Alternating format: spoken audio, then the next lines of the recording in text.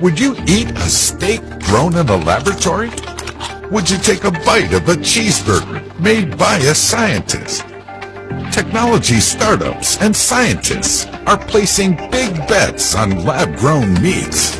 Currently, livestock is responsible for around 15% of the global greenhouse gas emissions. We could see this number rise in the coming decades. According to the World Economic Forum, the world population is expected to be close to 10 billion by 2050. That is a lot of mouths to feed.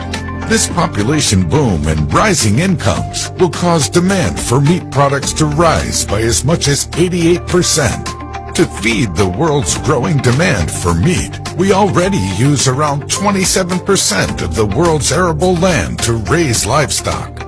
We need to find a more sustainable way of satiating this rising demand. One path to the future of sustainable eating could start with lab-grown meats. Not to be confused with plant-based meat alternatives, lab-grown meats are cultured in the lab using cells which were originally derived from live animals. In theory, this cultured meat would use fewer of the planet's resources, and no animals need to be slaughtered in the process. Cultured meat might become a regular part of our diets in the coming years, making its way onto the dinner table and appearing in some of our favorite restaurants. Nonetheless, the prospect of this Meat 2.0 raises a lot of complex social, ethical, and technical questions. And, simply put, some people find the idea of eating meat from a lab weird. So what is lab-grown meat, and how is it made? First, a technician takes cells from a live animal. These cells are grown up in a lab to permanently establish a culture called a cell line.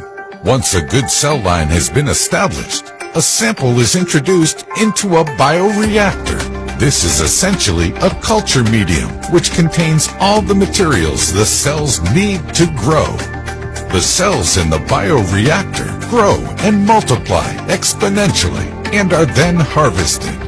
Once harvested, the meat cells can be formed into any number of unstructured items, from patties to sausages. In the future, it may be possible to use technologies such as 3D printing and edible scaffolds to create particular cuts of meat, like chicken legs and T-bone steak. However, this is likely to be much more difficult than producing ground meat.